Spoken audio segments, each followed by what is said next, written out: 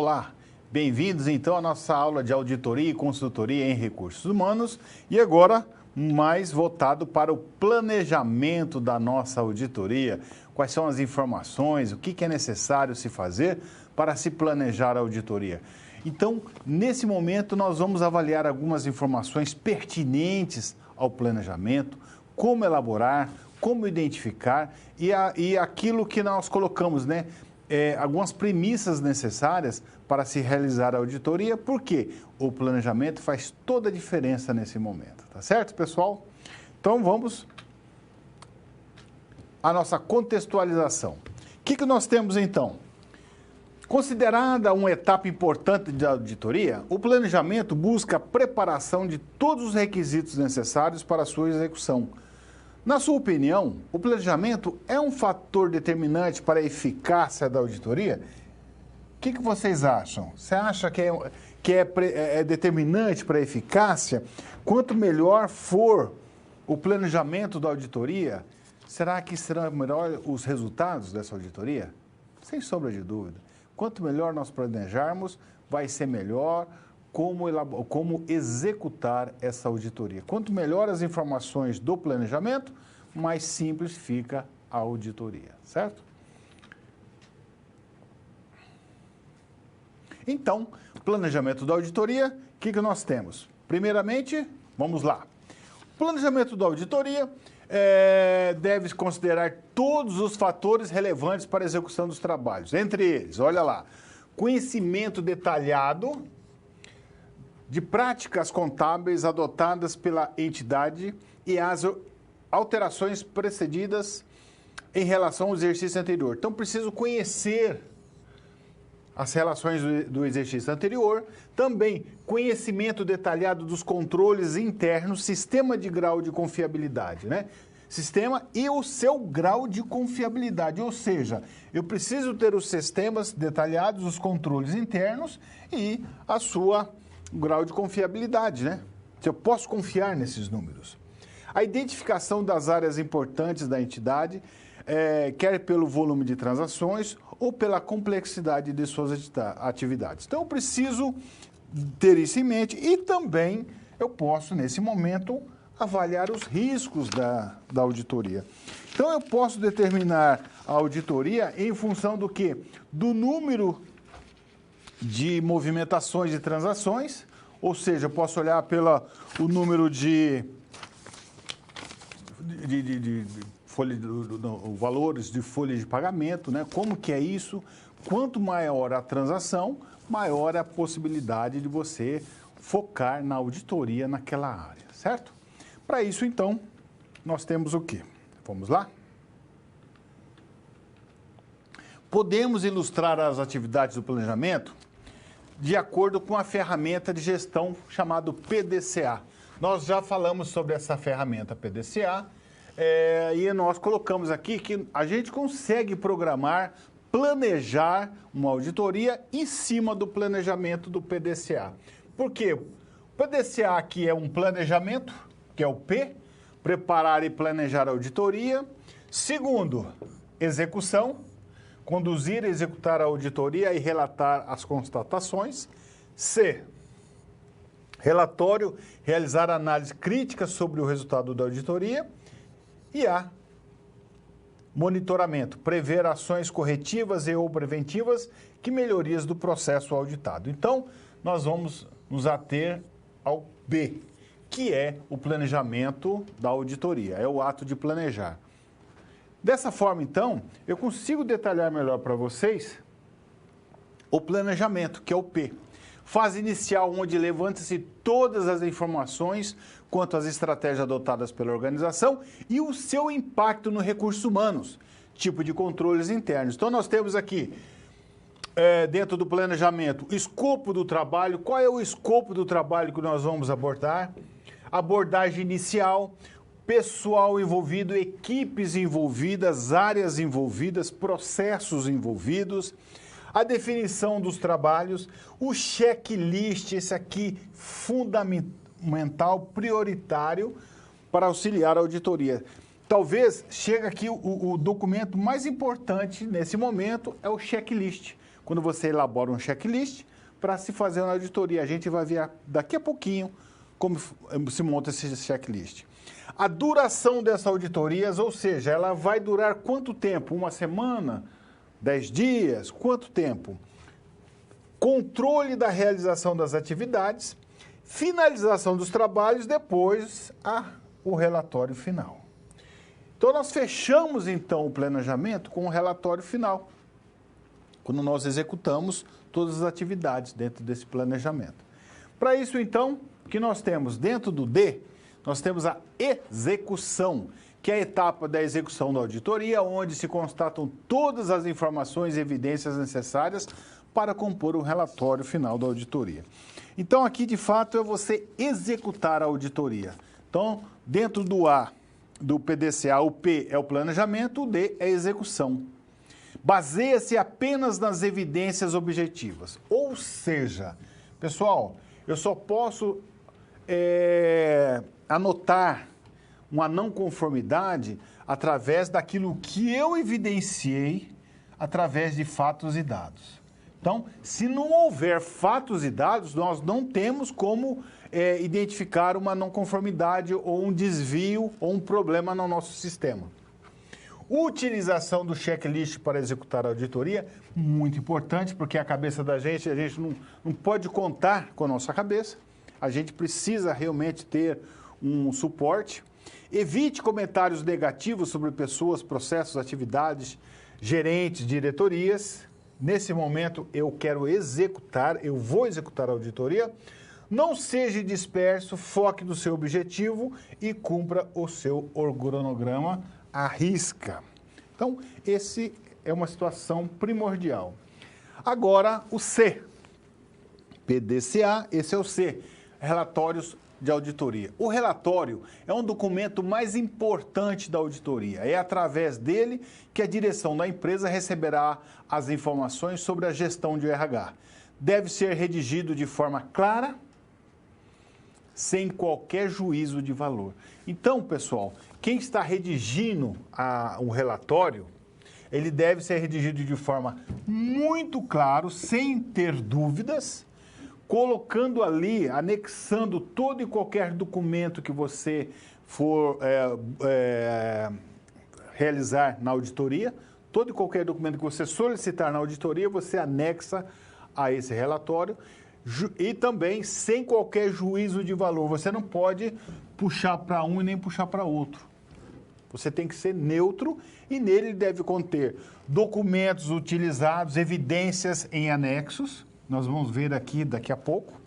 Principais pontos positivos que você identificar, você pode colocar no relatório da auditoria. Então, você, quando identificar algo muito interessante, onde a área ela está realmente empenhada em resolver aquele problema, já ela detectou aquele problema, já está em andamento, então você, de certa forma, não adianta você colocar dentro de um relatório, mas sim a grande possibilidade daquela área estar tratando aquele problema. Esse é o benefício de quem trabalha por gestão, é poder antecipar e começar a fazer o tratamento dos seus problemas antes mesmo de uma auditoria acontecer. Ou seja, não preciso vir aqui o auditor para dizer que eu preciso melhorar essas atividades. Eu posso fazer antecipadamente, independente de qualquer coisa, e isso vai me trazer grandes benefícios, tanto a minha área como a organização, certo? Voltamos. E aí, então, principais pontos negativos você pode colocar. Por quê? Por que pontos negativos? Você pode ter procedimentos, algumas situações, cálculos que poderá ter problema ou está com problema. Então, você tem que evidenciar através dos anexos que você fez e evidenciar, então, esses pontos negativos.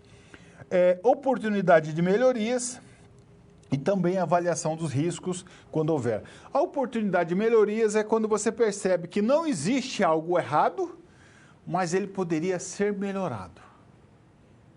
Então, essa é uma percepção característica de um auditor que quer contribuir com o sistema de gestão. E aí, por último, o que nós temos aqui? O A, que é o PDCA, monitoramento. À medida que as ações forem implementadas, elas serão avaliadas através de um follow-up. Então, ou seja, dentro do relatório eu tenho lá situações que precisam ser tratadas, solucionar problemas, e a partir de que aquelas ações são implementadas para solucionar esse tipo de problema, são consideradas a eficácia de resultado. Ou seja, dentro do follow-up, eu vou verificar se o problema realmente foi solucionado. Então, eu tenho que voltar no local depois de um período e avaliar se realmente o problema foi sanado. Isso aí é o monitoramento. Concordam comigo? Vocês entenderam? Se o auditor faz uma auditoria e depois ele precisa saber se aquelas ações foram implementadas corretamente, se o problema foi solucionado. Se o problema foi solucionado, ótimo. Como que ele vê isso? Através de follow-up. Ele vai novamente no local, avalia novamente novas informações, faz uma busca das informações. Se não houver, se ele não percebeu nenhum problema, é que o problema foi solucionado, ok? Mas é preciso fazer esse follow-up após a auditoria. E aí, é necessário, então, a avaliação da eficácia das não conformidades que foram encerradas, também a avaliação da eficácia das ações corretivas, a avaliação das ações de oportunidades de melhorias ou implementadas e também, aqui, a avaliação dos riscos após a implementação das ações. Por que nós falamos dessa forma, né? Porque esse é o monitoramento. E muito provável, quando a empresa ela realiza a primeira auditoria, ela começa a avaliar a gestão do negócio e percebe a importância de você ter um programa de auditorias. Ou seja, eu posso fazer uma auditoria, né, um plano de auditorias semestralmente, dependendo da criticidade da área. Se a área de recursos humanos eu percebi nessa auditoria que houve muitos erros encontrados, então é o seguinte, daqui 4, 5 meses eu vou fazer uma auditoria novamente para verificar como estão as informações, se elas foram corrigidas e se o problema realmente foi sanado. Ok? E para isso, então, o que nós temos? Alguns conceitos que nós falamos aqui, que talvez você não tenha muita familiaridade. Quem tem muita familiaridade com isso é quem trabalha ou a empresa trabalha com gestão por qualidade. Primeiramente, não conformidade. O que é uma não conformidade? Executado de forma incorreta, contrariando padrões e normas. Então, se eu encontrar alguma coisa que esteja contrariando padrões e normas, que pode ser um produto, pode ser um serviço, pode ser qualquer coisa que eu esteja fazendo, eu estou recolhendo um valor, eu estou pagando a um cliente, eu estou pagando ao meu funcionário, também é um ato, é um produto, é um serviço que eu estou fazendo. E isso, se não estiver de acordo com os padrões e normas, é uma não conformidade. E toda não conformidade que você identifica, você trata com ações corretivas. E por que corretivas? Porque o problema já está instalado. O problema já está instalado, o problema ocorreu. Então, você toma ação na causa do problema para poder essa não conformidade não aparecer mais. E ações preventivas? Ações preventivas são ações tomadas para eliminar a causa de um possível problema. Ou seja, você está avaliando e percebeu que não é um problema sério agora, mas poderá ocorrer. E o que seria uma análise de causa? A análise de causa é tratado tanto na ação preventiva quanto na ação corretiva. Ou seja, encontrar a raiz do problema. Eu preciso encontrar a raiz do problema e solucionar o problema. Eu só posso fazer isso se eu encontrar a raiz do problema. Então, por exemplo, se eu estou percebendo, se eu estou avaliando que alguns cálculos está totalmente fora daquilo que rege a lei, o que está acontecendo? Aonde está esse problema? Você tem que buscar onde está esse problema e sanar esse problema de vez. Talvez não é você ir lá e arrumar na pessoa, naquele ato, mas sim avaliar sistemas e corrigir lá no sistema, porque assim não vai ter mais problemas.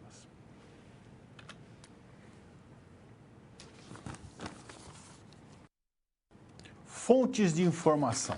Quando nós falamos fontes de informação, é aonde realmente se busca todas as informações para realizar uma auditoria. Dessa forma, então, o que nós temos? Primeira fonte de informação da auditoria de RH, qualificação do pessoal quanto à educação, treinamentos, habilidades e experiências em função do quê? Do cargo que ela ocupa. Ah, mas eu não tenho isso descrito. Então, ok, você não consegue, então, auditar, mas é uma possível auditoria. Plano de carreira. Você pode auditar um plano de carreira e plano de desenvolvimento? Pode, se ele tiver descrito.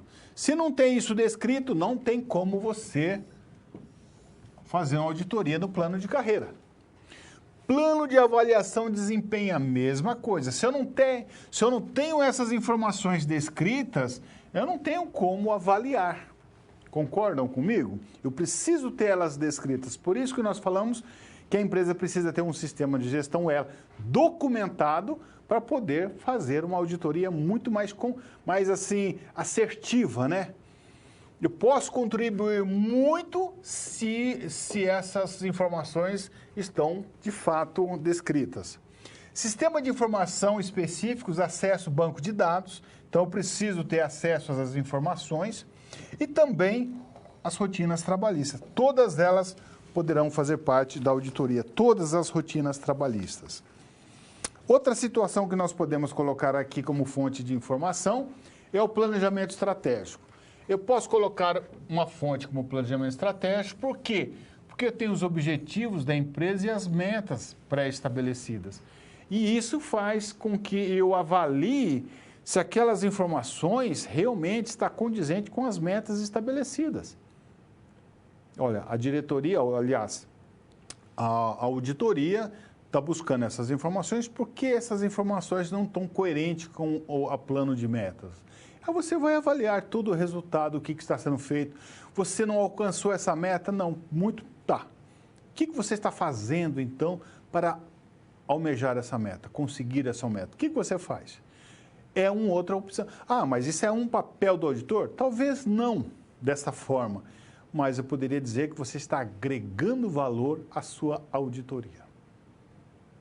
Ou seja, quando você coloca desta forma, você diz o seguinte, olha, percebemos algumas metas que não estão sendo cumpridas, porém, estão sendo avaliadas, planos de ações, implementados planos de ações para reverter o problema. Agora, porque isso você está dizendo porque você identificou.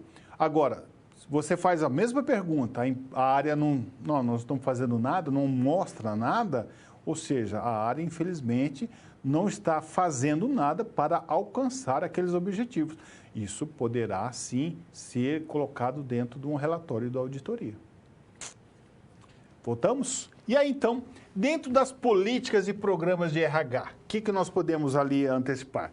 O programa de participação de lucros e resultados é passivo, é fonte de informação para a auditoria.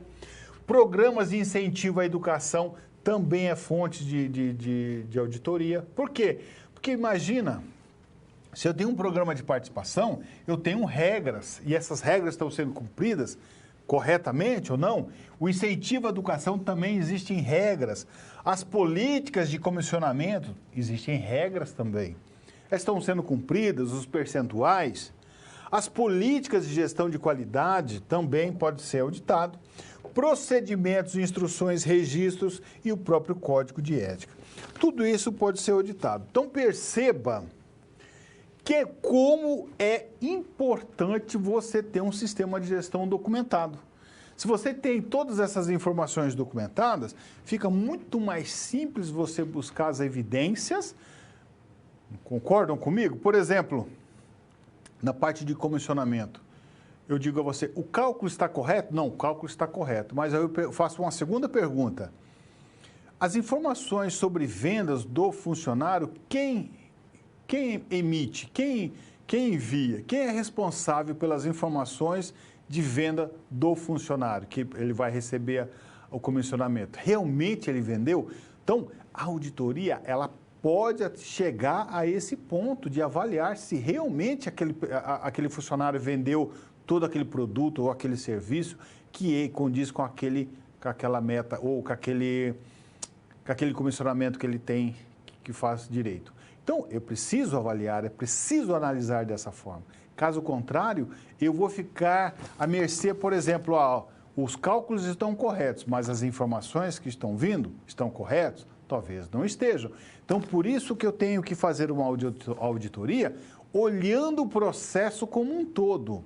Não só o número, mas sim quem está alimentando essas informações que gera o comissionamento. E se ele está alimentando corretamente, e se aquelas informações realmente faz parte e elas retratam a evidência de que realmente aquele funcionário comercializou aqueles produtos ou serviços.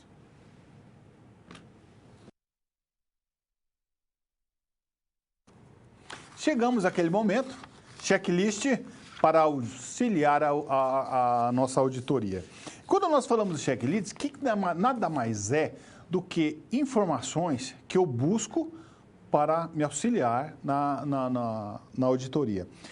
Nós vamos colocar aqui alguns exemplos de informações, mas veja, é muito mais informações que você possa imaginar. Eu tenho aqui o checklist, que eu vou mostrar para vocês, mas vocês poderiam ali, de certa forma, ampliar esse checklist. Ampliar mesmo. Eu prefiro pecar pelo excesso do que por não ter. Então, pela falta. Então, eu necessito ampliar esse checklist para melhor atualizar e avaliar na hora da auditoria. Vejam só que interessante. Vamos lá? Nós vamos auditar aqui relacionados o quê? Aspectos, documentação. Quando eu estou falando de documentação, o que eu estou vendo aqui? Então, vamos lá. Eu estou vendo o contrato de trabalho. Então, dentro da documentação, eu posso avaliar contrato de trabalho, acordo de compensação de horas, salário família, exames médicos, acordos de prorrogação de horas, comprovante de entrega de devolução de carteira de trabalho, declaração de encargos de família para fins de imposto de renda, declaração de utilização de vale transporte, ficha do registro do funcionário e outros documentos pertinentes. Então, olha, quando nós falamos em documentação, existe uma leva de documentação, existe uma leva de documentos que nós podemos solicitar na hora da auditoria. Tudo vai depender do foco que você quer, você está tendo. Ou seja, eu posso buscar aqui os documentos que estão relacionados a pagamentos. Então, eu vou naqueles que têm contratos e documentações relacionados a pagamentos. Já não vou atrás de treinamento nenhum. Então, perceba que você, dependente de como entrar os objetivos da auditoria, você consegue ali determinar quais documentos é muito mais importante nesse momento ou não. Outra situação que a gente pode colocar, registro de ponto e jornada de trabalho. Então, olha só, registro de ponto de jornada de trabalho é um ponto.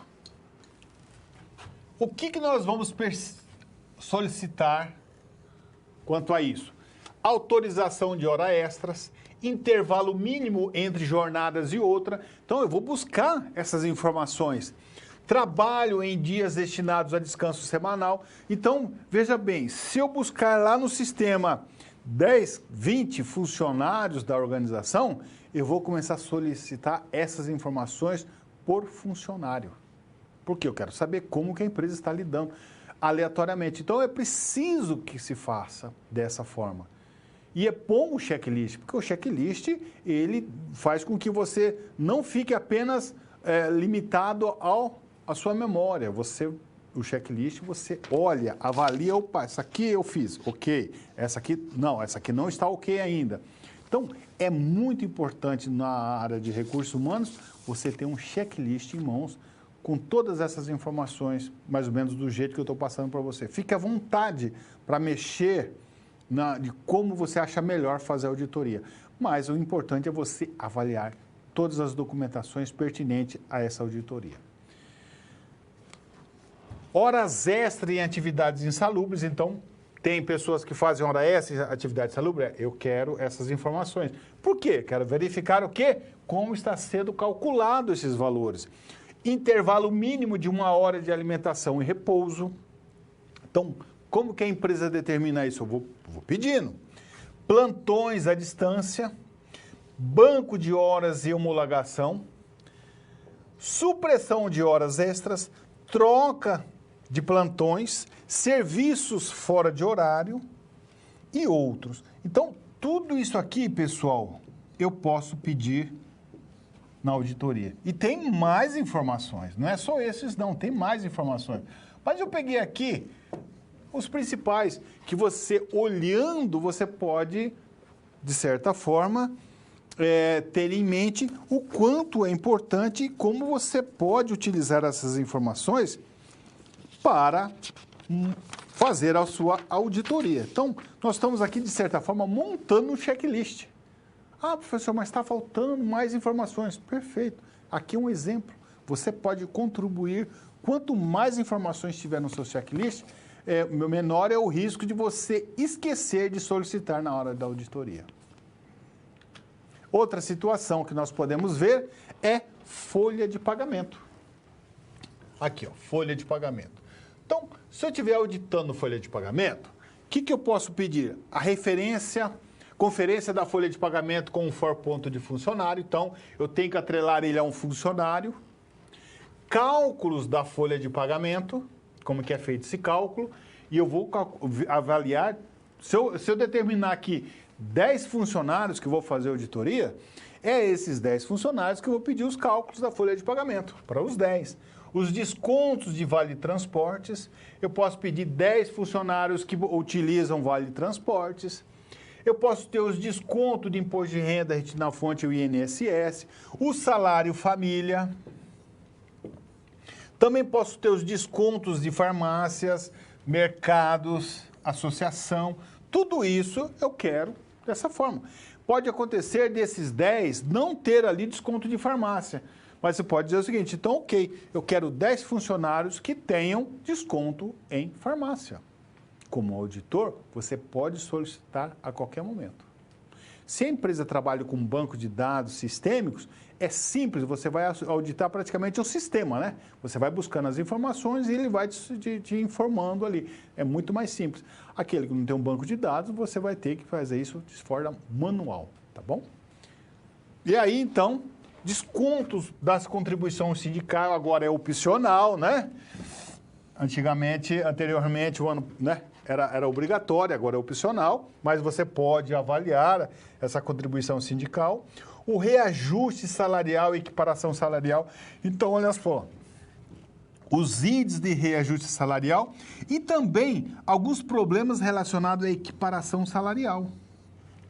Ou seja, atividades executadas, mesmas atividades executadas, mas desempenhadas por funcionários que ganham diferentes salários. Salário abaixo do estipulado em convenção coletiva e entre outros. Então, tem mais informação? Tem mais informação, mas aqui eu relatei os principais que a gente busca dentro da folha de pagamento. É tudo? Não, tem mais informações. Mas o ideal é que você tenha essas informações e você vai determinar qual informação você vai buscar, qual eu quero na hora da auditoria. Isso é uma prerrogativa do auditor, da sua visão, da sua experiência, do seu expertise para montar o relatório da sua auditoria. Ou seja, você não está buscando erros, você está buscando assertividade, você está buscando conformidades dentro dos sistemas de RH. E é isso que você vai buscar. Para isso, então, você tem um checklist para não deixar você esquecer de nenhum ponto que você possa agregar valor na sua auditoria. Outra situação que nós podemos também avaliar, no caso do INSS, eu posso pedir as conferências das guias de recolhimento. Concordo comigo que isso aqui é importante.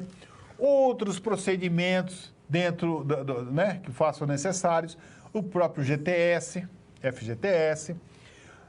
Isso dentro do INSS. Agora, segurança e medicina do trabalho. O que nós temos aqui?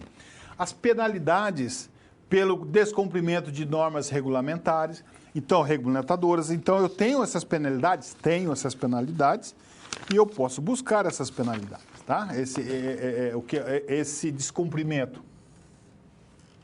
Eu posso ter aí os documentos à disposição para fiscalização. Se a empresa precisa colocar à disposição os documentos para fiscalização, opa, eu quero toda essa documentação que é pertinente à fiscalização do Ministério do Trabalho, eu também quero avaliar. O PPP, Perfil Profissiográfico Previdenciário, exames médicos, CIPA e outros. Então, olha só quanta coisa nós podemos buscar dentro da auditoria em recursos humanos. É uma infinidade. Então, ou seja, professor, mas eu vou auditar tudo isso? Não. Depende o foco da auditoria, o objetivo da auditoria. Tá bom? Se o objetivo da auditoria é relacionado à movimentação de pessoas, você vai pegar relacionado à movimentação de pessoas.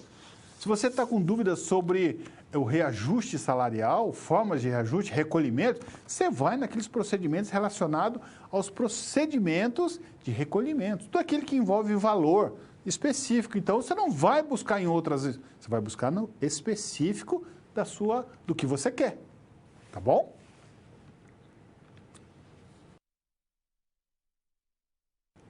Dando continuidade, então, no checklist, o que nós temos aqui? Atividades autônomas e terceiros. Então, eu tenho atividades de terceiros e autônomos. A descrição dos serviços e resultados esperados dentro de um contrato de terceiro autônomo, a forma de pagamento e cálculo, recolhimento dos impostos retidos na fonte e também do INSS, direitos e propriedade intelectual. Por quê? Quando você está falando de terceiros ou autônomos, eles não são, de certa forma, funcionários da empresa. Ele presta um serviço para a empresa, mas a empresa possui direitos de propriedade intelectual. Ela pode ter ali algumas informações de sua propriedade e você precisa ter isso em contrato. Tem? Não, não precisa. Mas se precisar, quero ver esses contratos. Acordo de confidencialidade com as prestadoras de serviços, cláusula quanto à quebra de contrato. Então, ou seja, se eu tenho um contrato com a empresa terceirizada, como que é a cláusula de quebra de contrato? Isso vai trazer prejuízo? Como que vai ser feito isso? Obrigação quanto a seguro, quando houver. Contrato de exclusividade. Então, olha só, tudo isso é necessário e o auditor começa a ter uma visão. Por quê? Dependendo da característica da empresa, ela quer exclusividade. Falou, não, peraí, a empresa só vai trabalhar para a minha empresa. Eu vou contratar a empresa X só para prestar serviço para a minha empresa. Não é para prestar serviço para outra empresa. E aí eu percebo que ela faz isso. Na própria auditoria, na conversa, na informalidade, a gente acaba percebendo que ela faz isso. É uma quebra de contrato, pode gerar multa, pode gerar N coisas aí.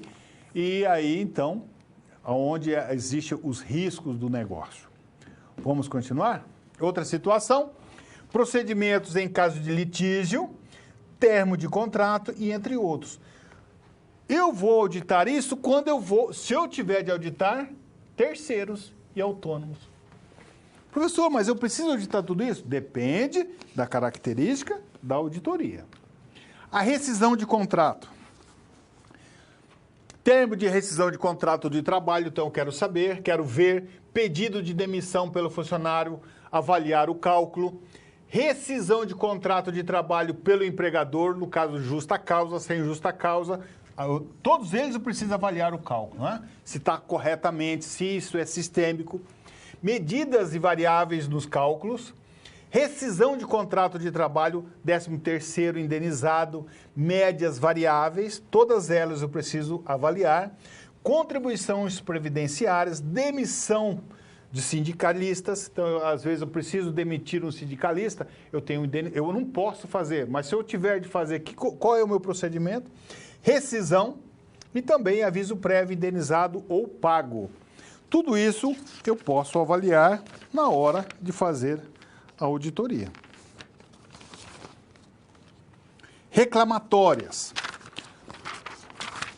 As contribuições previdenciárias nas reclamatórias. Então, aqui, vamos colocar aqui reclamatórias.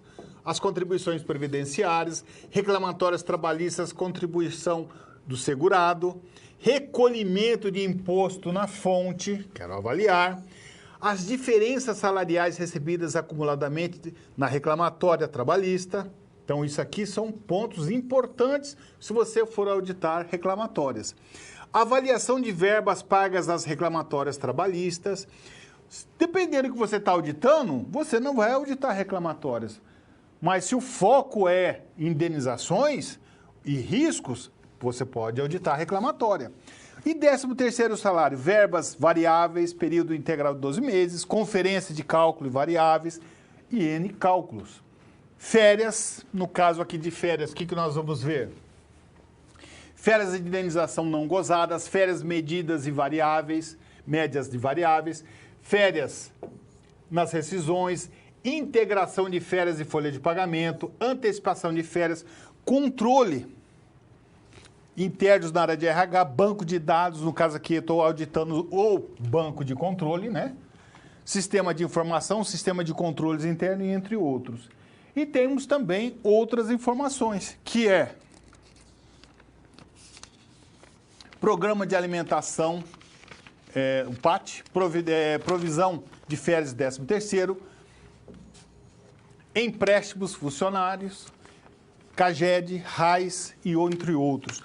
Tudo isso nós conseguimos avaliar dentro de outros. Você vai obrigado a auditar essa informação? Não. Vai depender do foco e do objetivo da sua auditoria. Situação problema. Então, vamos ver a nossa situação problema. O que nós temos aqui? Ao realizar uma auditoria em uma empresa de call center, fui ao setor de RH para verificar a qualificação dos funcionários e também os programas de treinamento existentes. Evidenciei que os critérios de qualificação estavam definidos e que havia um grande programa de treinamento e capacitação de pessoal em curso desde o ano passado. Também foram evidenciados cartas de controle para o monitoramento de processo, de atendimento e também utilização de gráficos de barras e histogramas para avaliação da qualidade no atendimento. Tudo isso está descrito em procedimentos que, além de mostrar em que áreas são utilizadas, mostram também as indicações gerais para a sua correta utilização.